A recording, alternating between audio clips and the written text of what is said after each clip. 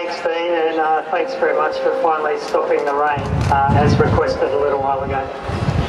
Okay, when I was a veterinary student in Australia, just over a decade ago, the practice in my veterinary school, as was the case with all veterinary schools except for pretty much Great Britain to its credit, the practice in my school was that students would learn surgery by practicing surgical procedures on healthy animals and then killing them at the end of the procedure. Because of the campaigns of activists such as yourselves, the animal pounds and animal shelters had stopped supplying animals to the university for this surgical training. So instead of taking the opportunity to introduce progressive, modern, humane teaching methods, unfortunately the university cynically decided to switch from hound dogs to pigs, thinking that there'd be less public sympathy for pigs. So in our surgical laboratories, large numbers of young pigs were killed and a small number of sheep. Now, one other student myself refused to be part of all this killing, and we set up an alternative surgical training program that involved several stages. We would practice our instrument handling, our suturing skills on inanimate models. We would simulate surgeries on cadavers from animals that have been euthanised for medical reasons and donated for teaching purposes. And finally, we would assist with beneficial surgeries on real patients under close supervision, similar to the way that human surgeons are trained.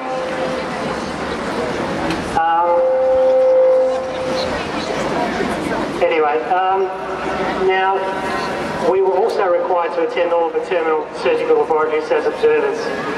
And I remember one particular day, there was one of these young pigs being prepared for surgery. It was anaesthetised, it was put upside down onto a stainless steel operating table, clipped and scrubbed in preparation for surgery. Now I remember watching this pig, it was breathing slowly, they'd been completely oblivious to the chaos of activity, the whirlpool of activity going on in the theatre around as the students and the instructors got ready for surgery. And I remember being struck looking at this pig by an awareness of the potential of this pig in the natural world. It stood on the threshold of a life that would have been involved in exploring its environment, foraging, engaging in social interactions with all the other pigs. Pigs are highly intelligent, sensitive, inquisitive creatures, and they form rich social relationships with other pigs. The knowledge that we're about to destroy all of that potential for a life permanently for no good reason filled me with great sadness. Now, the reason all these pigs were killed was because the students and the instructors genuinely believed that surgery could be learnt in no other way than by killing animals. And animal researchers similarly tell us that human healthcare can be advanced in no other way than by performing experiments on animals. I'm just going to read out a few of the things that they like to say about animal experiments in the scientific journals. They claim that animal research is vital for preventing, curing or alleviating human diseases, that the greatest achievements of medicine have been possible only due to the use of animals, and in particular that medical progress would be severely maimed by prohibition of animal experiments and catastrophic consequences would ensue. So that's strong claims there, catastrophic consequences. How true are those claims? Well, in recent years they've begun to be really tested by scientific studies that have been published in the scientific literature.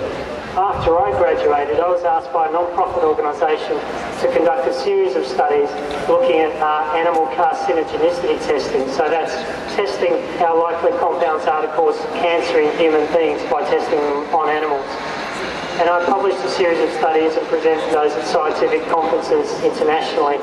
What I found was that the vast majority of the data that comes out of these animal experiments, the government authorities have decided that the data is not sufficiently useful for human beings to derive any use from it when trying to predict human toxicity. So all the millions of animal lives, the hundreds of millions of pounds and dollars, many thousands of hours of skilled research hours has effectively resulted in data that the authorities don't consider to be useful enough to derive human toxicity predictions from. So it's been pretty much useless. Since that time, I've conducted further studies over the last decade, and I've become aware of the work of other researchers too. A lot of that went into my own PhD, which is the first one that I'm aware of. It's really looked at the contributions of animal experiments to human healthcare advancements. It's also gone into the book that Dean was kind enough to mention, my recent book, Costs and Benefits of Animal Experiments. What this book primarily relies on, and what these studies primarily look at, when a particular animal experiment is conducted and published in the literature, that's one piece of evidence. But when you collect large numbers of these experiments, you pull them all together, you collect them randomly to eliminate any bias, what you have then is called a systematic review. The results of systematic reviews are considered to be the highest level of scientific evidence. They're considered to be gold standard evidence. There are 27 systematic reviews that have been conducted and published in scientific journals now that have looked at how useful are animal experiments in advancing different aspects of human healthcare.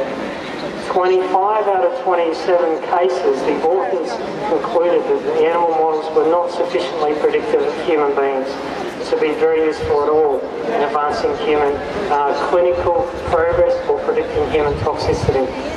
One other case, the conclusions were contentious. So that's an overwhelming level of evidence. Now, people may have opinions that are different. There may be individual studies that are different. But if you look at the large-scale systematic reviews that provide the gold standard of evidence, almost all of them do indicate that the majority of this research, virtually all of this research, does not actually contribute very much at all to human clinical advancements or toxicity prediction. I've been asked to say a little bit about the science and maybe about the reasons for why this is, so I'm just going to mention that. There's some very simple and obvious reasons why animal experiments don't contribute to human healthcare advancements. There are biochemical differences in the pathways involved in absorbing compounds into the body, distributing them around the body, breaking them up and eliminating them. This means that different species, the compounds affect different organs, they have different effects, different magnitudes of those effects. In animal experiments, they tend to focus on a single strain of rodent. They tend to be young animals, they tend to be a single sex, and they lack the concurrent illnesses that real human patients have. So this results in severe limitations on biological variability and predictivity for human beings. The routes of exposure that the chemicals and the drugs are applied to animals may be very different from the routes of exposure that humans experience. For example, animals may be dosed orally for compounds that humans absorb through their skin. That means you've got to extrapolate not just across species, but also across routes of exposure, so it produces further errors. There are some really substantial stresses that laboratory animals experience that are known to affect the results. These are things like handling and restraint of laboratory animals and common procedures such as blood sampling. When we do toxicity studies, a common procedure is putting a metal tube down the throat of animals for the forced administration of oral compounds. This causes substantial stress. The laboratory environments cause further stress. These are significant stresses. They distort the animal's physiology, the hormonal regulation, the competence of the immune system. All of this tends to result in changes of the susceptibility to disease, the way that diseases progress inside the body, the responses to different drugs and toxins. Finally, just about, well, in fact, every single study that has ever looked at the quality of animal experiments scientifically, and there are quite a lot of these studies that have been published, have demonstrated that there are serious scientific flaws with these studies. The common problems are lack of statistical calculations for sample sizes, lack of randomised allocation of animals to treatment groups, control groups, lack of blinded administration of test compounds and assessment of outcomes. It's well established scientifically that studies that don't include these things result in distortion of results. That's why all studies of human volunteers these days pretty much have to comply with good scientific standards to make sure these things don't happen. They're still very common in animal studies, so all the studies that have looked at animal experiments and their quality have found that they're basically bad science. There's no controversy about that. It's very well established. So what are the alternatives to animal experiments? Well, There are a number, I'm just going to briefly run through those. Firstly, there's a lot of information which is not being adequately shared, resulting in duplication of experiments. There needs to be much better sharing and assessment of existing data. Much of that data is locked up in chemical company and drug company files for commercial competitiveness reasons, and it's not shared. This is obviously contrary to public interest when toxicity data is not released and drug development is delayed. So there needs to be mechanisms to ensure better sharing of existing data. There's better physico-chemical evaluation and computerised modelling needs to be done. There are things called structure-activity relationships. That's where you predict the biological activities such as toxicity based on chemical structure. Now there are very good essentially computer simulations that do that these days, as they've got pretty high predictivity for human outcomes. They need to be better utilised. We need to make better use of in vitro cell cultures of bacterial, yeast, protozoal, mammalian or human cell cultures. They can be combined in test batteries to increase the spectrum of toxins that they detect. There are things called gene chips which are being developed, which allow us to detect how chemicals affect the genome long prior to causing actual changes in organs and entire animals. So the results are available much more quickly, much more cheaply, and much less invasively as well. We need to greatly expand human clinical trials. We need to increase the safety of these trials for human volunteers by using methods such as microdosing and staggered dosing. You can use surrogate human tissues, you can use a range of advanced imaging modalities such as functional magnetic resonance imaging and others, and human population studies as well. All of these allow us to better identify the causes of illness and the factors that result in the progression of disease. Now, of course, it would be naive to think that non-animal methods can successfully answer all questions about human beings, particularly given the current technological limitations. What critics usually forget, though, is that the same problem applies to animal studies, and animal experiments are a lot less amenable to further development in the future. Furthermore, when we do human-based studies, whether it's cell cultures or human volunteers, the outcomes are invariably available far more quickly, far more cheaply, much more predictive for human outcomes, give us much better insights into human biochemical processes. So, how much of an issue is all of this for the UK? Well, it's a big issue because the UK is actually uses more animals than any other country in Europe except for France at last count. Now, the number of animals used across the entire European Union is just over 12 million, and that figures remain pretty much the same even when the number of countries in the European Union shifted up from 15 to 25 a number of years ago. Not in the UK though, the number of animals in the UK has not been steady, it's been rising significantly. Last recorded year was 2010, the number of animals used in scientific procedures, just over 3.5 million animals. So that's a substantial proportion of the entire EU population, and it's rising steadily every year. So what can we do about it?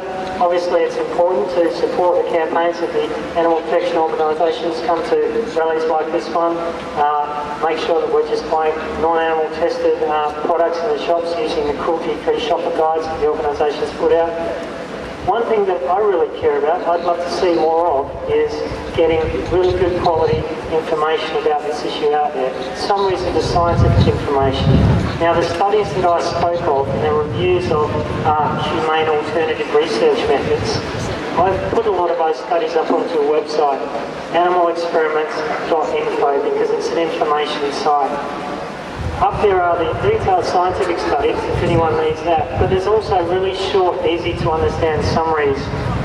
I've been publishing a range of these short summary articles, and other people have as well. There's one floating around today. That's just a one-page summary of a lot of this key information. You can download those freely. I'd love to see that information disseminated more widely. The other thing, of course, is my book. I must mention my book. I personally make virtually no money from this. I can quite happily assure everybody. But I'm very keen to try and get this information out there because it has been the result of more than a decade of work, and it is by far more science-based, more evidence-based than any other books of the books that we've got so far. For people coming from a scientific background, such as science students, scientists, legislators, policymakers, they're going to be much more influenced, I think, by good scientific evidence than perhaps some other arguments that we can make. So I really want this book to get out there, particularly into libraries. If you've got any links with university libraries, school libraries, local libraries, please try and ask them if they can order the book in. The publisher is Paul Grove Macmillan. They finally made the book available 50% off. There's a discount leaflet floating around today.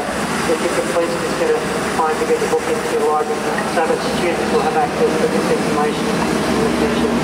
Thank you very, very much indeed.